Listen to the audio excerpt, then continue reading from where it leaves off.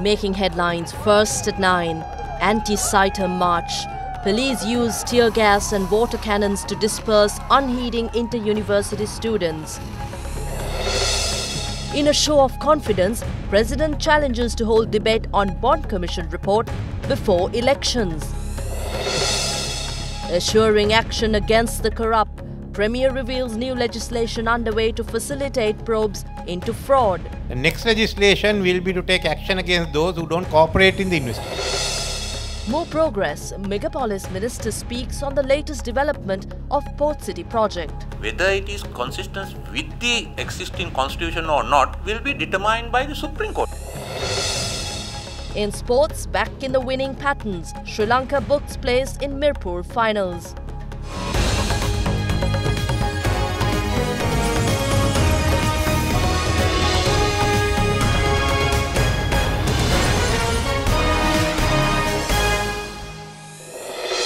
Good evening, bringing you news from across Sri Lanka and around the world on Other Derana 24/7 first at 9. I'm Indiva Yamuatta. We begin with your top story tonight. Police used tear gas and water cannons to disperse a protest march organized by the Inter-University Students' Federation, agitating against the legalization of the ChinaUS medical faculty. Police halted the protesting students at Kolpiti Junction as they had disregarded a court order preventing them from entering the Colombo city. The Inter-University Students' Federation organised a protest march even after police had obtained 2 stay orders from the Colombo Fort Magistrates Court and the Gangoda Villa Magistrates Court, preventing protesters from marching into Colombo today. Police media spokesperson SP Ruwangunasekara had this to say yesterday when questioned on the protest marchers. We will arrest them. No one can have marches or processions. It will be regarded as an illegal move if they do so. Inter-University Students' Federation also convened a media briefing before commencing their protest march. Why didn't the government issue the gazette that prevents the admission of students to ChinaUS? It was due on December 31st. Today is January 25th. If the government wants to stop these agitation campaigns, they must issue the gazette to abolish ChinaUS. IUSF members commenced their protest march from the Vijayarama Junction on High Level Road and proceeded to Delkantha Junction. Meanwhile, police announced to the students engaged in protests regarding the 2 court orders advising them to refrain from entering Colombo city. Although police attempted to hand over the court order to the students, they refused to accept. Students continued their protest march to Kolpiti Junction via Kurulapana and Tummulla Junction.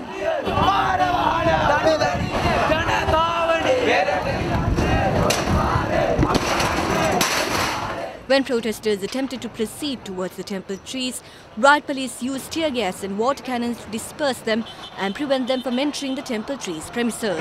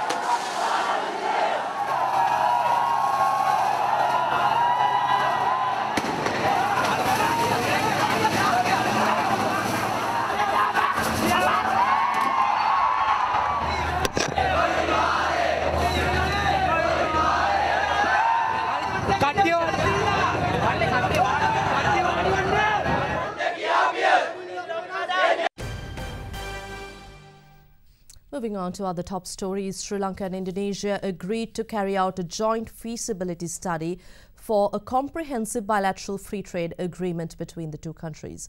Indonesian President Joko Widodo and President Maithripala Sirisena had recognized during talks in Colombo yesterday the importance of regional cooperation and integration in Asia, while acknowledging the need to explore untapped trade potential between the two nations.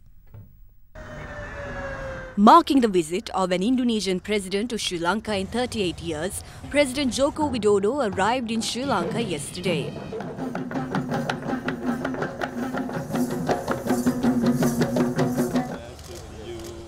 was received by President Maithripala at the Presidential Secretariat, where bilateral discussions ensued between the two heads of state, with focusing on a free trade agreement to promote trade.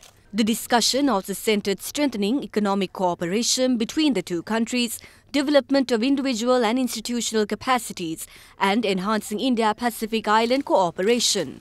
Indonesian President Joko Widodo had expressed interest to explore the possibility of establishing a railway equipment manufacturing company in Sri Lanka.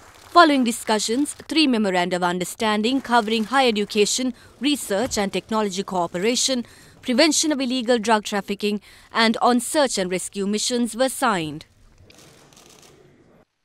Meanwhile, today, the Indonesian President held discussions with Prime Minister Ranil Wickremesinghe at Temple Trees on trade and investment cooperation between the two countries. The Indonesian President officially concluded his visit to the country this morning and departed Sri Lanka at 8:50 a.m.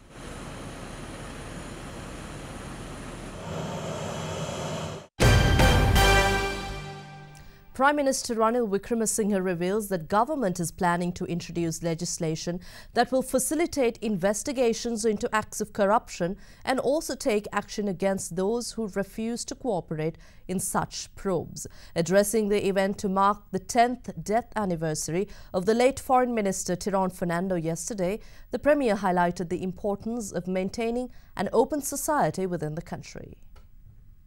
The transparent society we have allowed now makes it difficult to make money. When you do something, even if it's good, they say it's corrupt. So everyone goes and investigates however good the deal is. We made Parliament active. I have started our investigations. President has started our investigations. We have done parallel investigations. So it has set an example. Now how do we legislate and ensure it stays for the future? Part of it we have to do by law. Rest is up for you to guard the institution. So we set the ball rolling. We've done this 2016, 2017, 2 years.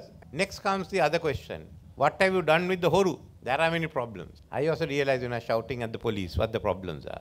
I also realized when I was shouting at the AG's department. Simply they destroyed part of the evidence. It was not an offense that was lying on the table. What we said, we know has taken place. You have to put the evidence together, go to courts. The only one restriction we have said, the Attorney General must be 200% sure before he prosecutes. We don't want a series of cases being filed and all failing. Better to put a few and succeed. That is why it's slow, but it's certainly steady.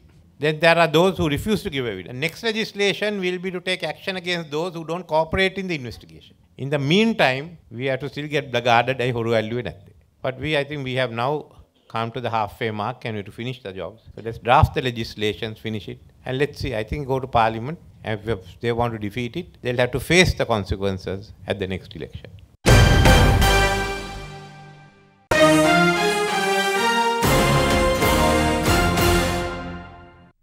The second phase of casting postal votes for the upcoming local authorities election commenced today and is scheduled to end tomorrow. In the meantime, 2 suspects in possession of 288 polling cards of the local authorities election were arrested at a residence in Pudukkottai in Mullaitiya today.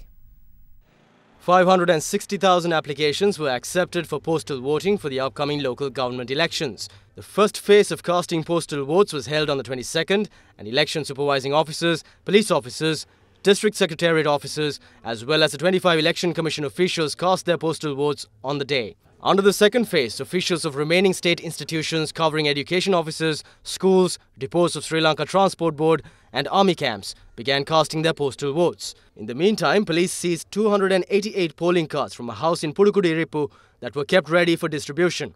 The polling cards were found following a tip-off, and a postal distributing officer and the owner of the house were arrested in connection with the incident.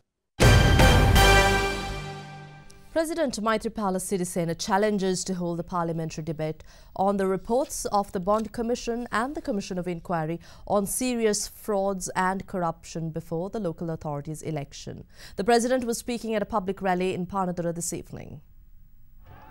Another public rally organised by the Sri Lanka Freedom Party aiming the upcoming local government election was held in Panadura this evening under the patronage of President Maithripala Sirisena. Maithripala Sirisena ආදරණීය නායකයාට ශ්‍රී ලංකා නිදහස් පක්ෂයේ සභාපතිතුමාට I recently mentioned that my friend, former President Mahinda Rajapaksha, didn't vote at a no-confidence motion against former Minister Ravi Karunanayake. Mahinda Rajapaksha then said that there was no such no-confidence motion. Today, I brought the Hansard of the Parliament on the day the no-confidence motion was taken up. Mahinda Rajapaksha's name is in the list of absentees. The date is Thursday, the 9th of June 2016. A funny incident took place in Parliament yesterday. The alliance of the corrupt thieves got together. Both parties agreed not to take up the issue of the Commission reports for the debate until after the 10th. Why is that? If the reports are taken for debate before elections, both parties will have to face shame. The day before Parliament convened, this alliance met up at a residence of one of the members. They agreed to cover it up because all of them are thieves, and decided to take up the debate after the polls.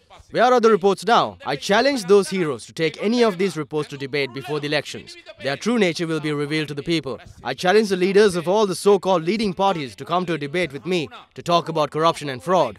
I'll tell them who the thieves are. I'll prove it. Prime Minister Ranil Wickremesinghe says the government spent the past 2 years in search of investments to the country as a way to come out of a mounting debt stock. He made this debate remark at a UNP public rally in Badulla today. The United National Party rally held a membership drive in Wills Park at Badulla this evening. The rally was held under the auspices of Prime Minister Ranil Wickremesinghe.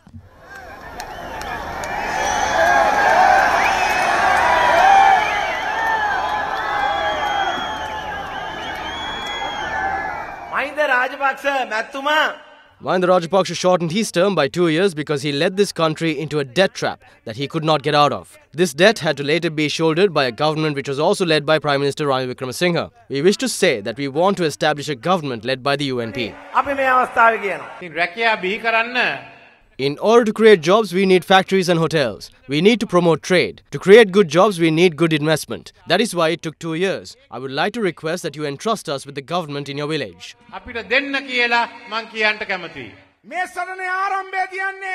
Our battle begins by coming into power in the Uwe province. Therefore, we request you cast your vote to the United National Party so that we can create a government led by the UNP.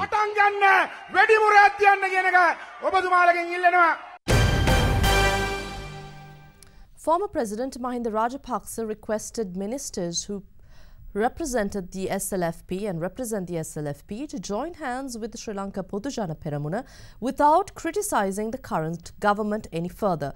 Former President made the request addressing SLFP's main campaign rally for the day.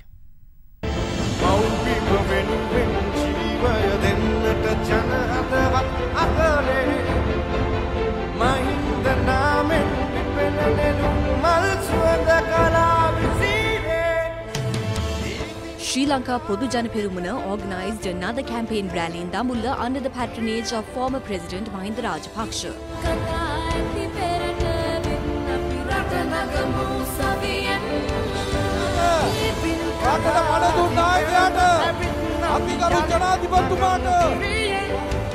Five of the former councillors of Maithripala district who represented the UMP joined hands with Sri Lanka Podujana Perumuna by pledging their support to the former president.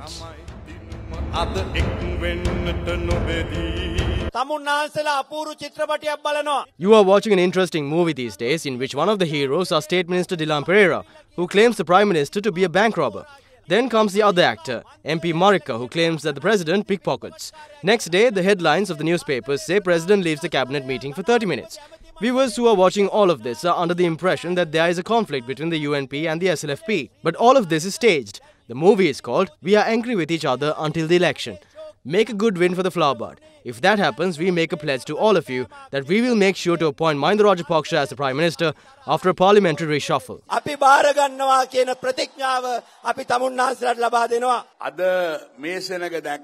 Our leaders will start blaming us once they see the number of people gathered here.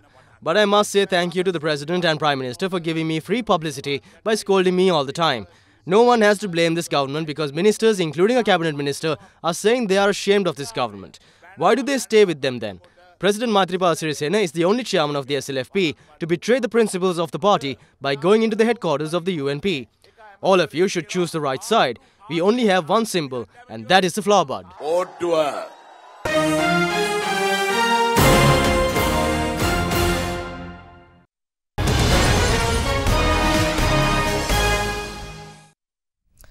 Several individuals were injured when a tense situation erupted at the premises of the Uwe Provincial Council today. Among those injured was UNP Uwe Provincial Councillor Arumugam Ganeshamurthy, who is currently receiving treatment at the Badulla General Hospital. A group of supporters convened at the vicinity of the Uwe Provincial Council this morning to congratulate the appointment of Provincial Councillor Sendil Tondaman as the Tamil Education Minister of Uwe Province.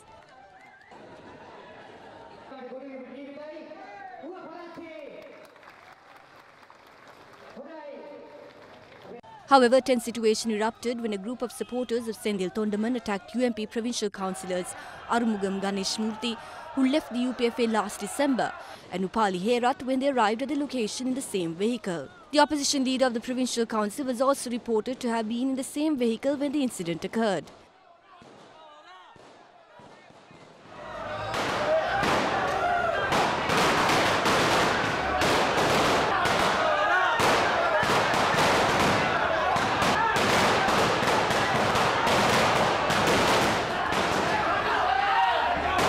When the provincial councillors who were assaulted fled the premises, the group of supporters continued celebrations.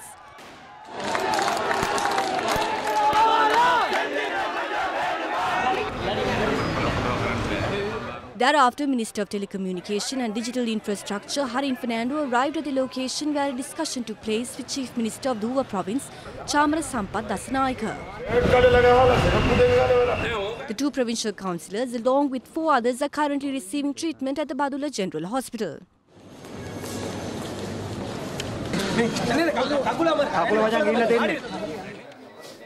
I do not know why they hit me, but I believe it is because I left the party. We cannot go on without security. Meanwhile, views were expressed about the incident at the Uwe Provincial Council session. We have come to a point where provincial council ministers are being assaulted by a group of thugs. It was decided to reconvene the session once again on the 26th of February. You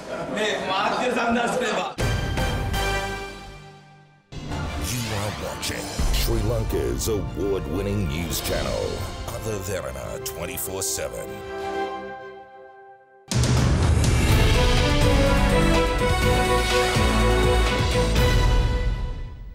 Minister of Megapolis and Western Development, Partly Champika Ranawaka, says that a plot of 20 acres of reclaimed land is demarcated for the first building of the 269-hectare Colombo International Financial City, earlier referred to as the Port City. The Megapolis minister revealed today that China Harbour Engineering Company expects to break ground on $1 billion 60-floor triple tower project in June this year. We have analyzed all these new projects that are coming up. The most important thing is we are going to have a piece of legislation to facilitate those who are, going to park their money here. It's a kind of a mini Switzerland for Europe. They have their own development in Singapore, but they are interested here in Sri Lanka. The first building, they are in the port city. We have already demarcated 20 hectares of land plot there.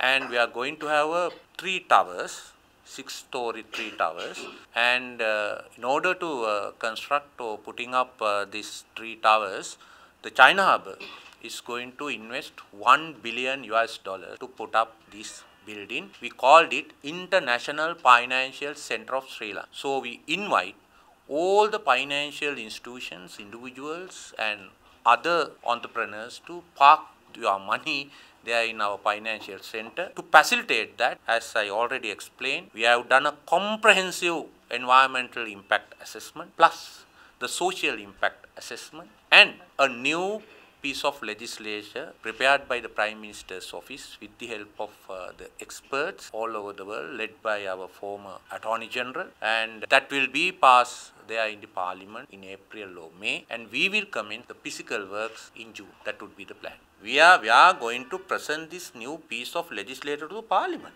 Whether it is consistent with the existing constitution or not will be determined by the Supreme Court.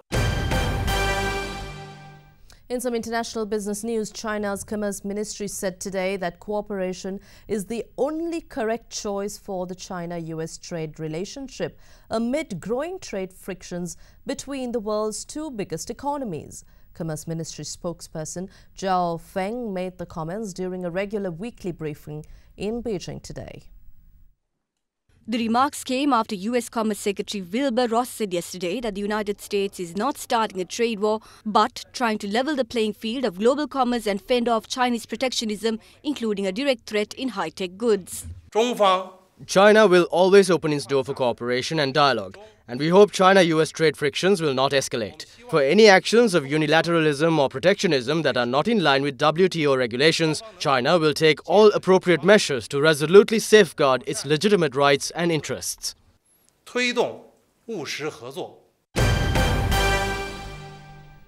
And at the Colombo Stock Exchange today, equities gained ground for the second straight session, driven by foreign inflows to selected blue-chip counters. Crossings were witnessed in Hatton National Bank, Commercial Bank, Hemas Holdings and Lion Brewery, accounting for around 79.1% of market turnover. Foreign participation accounted for about 53% of activity, and investors were net buyers with net foreign inflow of 877 million rupees. Here's a look at your day's market update.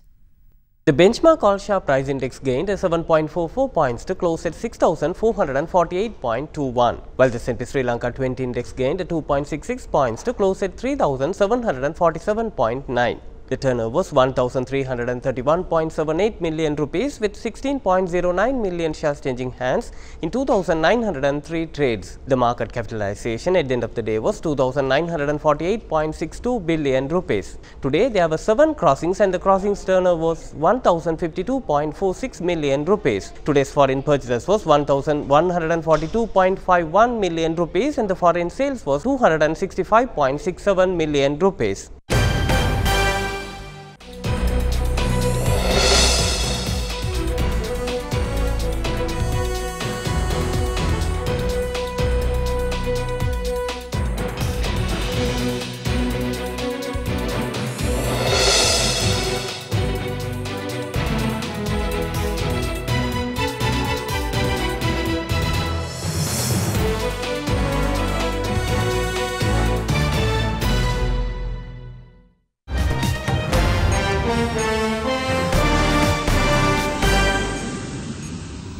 In world news, President Donald Trump has said he is looking forward to being interviewed in an investigation into alleged Russian meddling in the US election. Trump said he expected to be questioned by Justice Department Special Counsel Robert Mueller within 2 to 3 weeks with approval from his lawyer.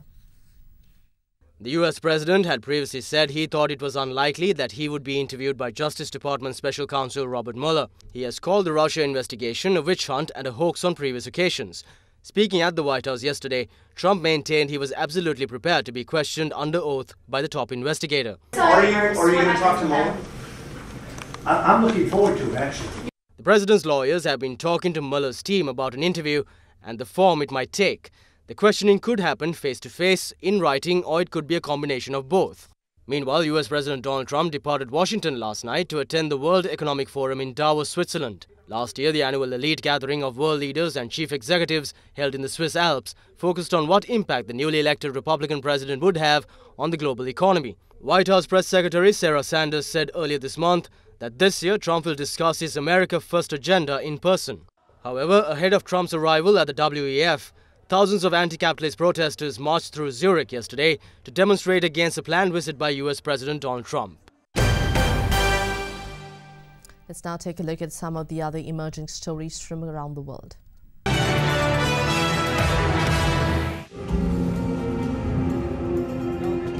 Security has been tightened in parts of India for the release of a Bollywood film which has generated months of violent protests. Some schools are shut in a Delhi suburb following an attack on a school bus, and cinemas in several states say they will not screen the film.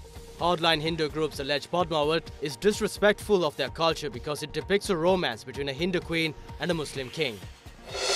A packed commuter train derailed in the northern Italian city of Milan, leaving at least 4 people dead and around 10 seriously injured. Several people were rescued from the wreckage of the carriages that derailed at the Piotello Limito station in the morning rush hour.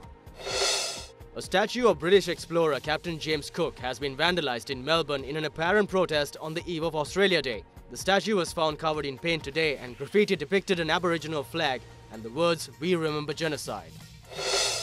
Traditional Japanese doll maker Kaigetsu unveiled dolls of German Chancellor Angela Merkel and French President Emmanuel Macron ahead of the country's Girls' Day celebrations dedicated to the health and happiness of girls. Standing at around 38 centimeters, Merkel and Macron dolls were displayed among their kimono-clad dolls traditionally believed to ward off troubles and bad luck. 2 monkeys have been cloned using the technique that produced Dolly the sheep in 1997. Identical long-tailed macaques, Zong Zong and Hua Hua, were born several weeks ago at a laboratory in China. Scientists say populations of monkeys that are genetically identical will be useful for research into human diseases, but critics say the work raises ethical concerns by bringing the world closer to human cloning. You are watching Sri Lanka's #1 news channel, Other Derana 24/7.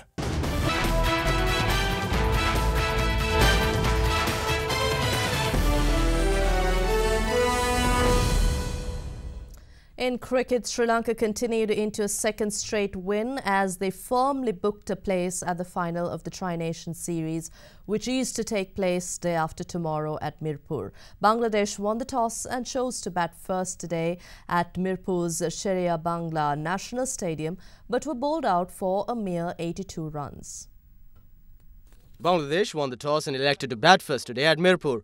However, they were bowled out for just 82 runs, leaving Sri Lanka a target of only 83 runs to get. Sri Lanka required only 35.5 overs to complete the 10-wicket win, 24 overs to dismiss the opposition, and 11.5 to run down their score.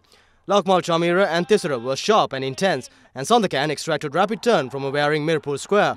Lakmal took 3 for 21 and the others 2 wickets apiece. Danushka Gunathilaka, playing this match in place of injured Kusa Pereira, ensured the chase began quickly as he struck Mashrafe Mortaza for successive leg side fours at the end of the first over. Taranga's 2 sixers came down the ground, and all told the pair hit 46 of their 83 runs in boundaries. Taranga Lakmal was fittingly adjudged man of the match. Final will be held day after tomorrow at Sheria Bangla National Stadium in Mirpur, and the match will begin at 11:30 a.m. Moving on to the latest events in preparation for the Winter Olympics, North Korea's women's ice hockey team arrived in South Korea to form a joint team for the Pyeongchang Olympics. In a breakthrough deal seen as an effort by North Korea to ease tensions on the peninsula, both countries last week agreed to compete under a single flag. It marks a thaw in relations that began in the new year, when North Korea said it wanted to attend the Pyeongchang Olympics in South Korea. The 12 players crossed the border with an official delegation and will start training with the South's team of 23 players.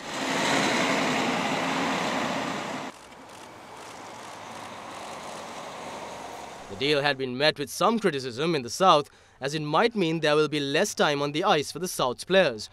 North Korean state media said today that all Koreans at home and abroad should work towards unification without the help of other countries. North Korea will now send a total of 22 athletes to the Olympics, which opens on the 9th of February. You are watching Sri Lanka's premier news channel, Other Derana 24/7. Here's a look at the day's weather update.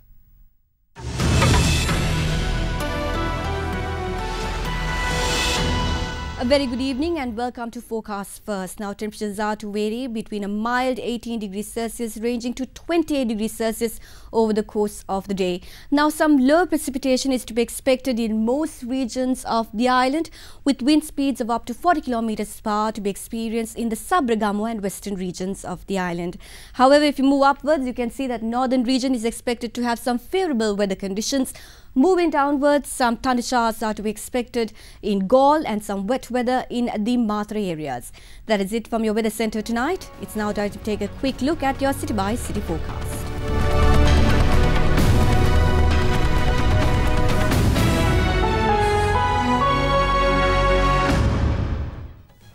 And before we go, we'd like to leave you with visuals of the statue of Naga King Maniakkitha, the uncle of Mahodara, who disputed with Chulodara over a gemstone chair, which led to the intervention of Lord Buddha who took steps to resolve it.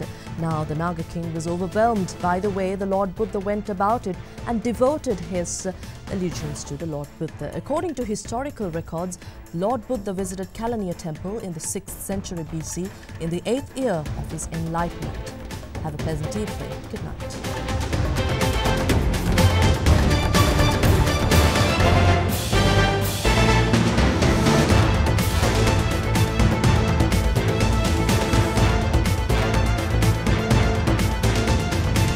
Bringing you the news and information 24 hours a day.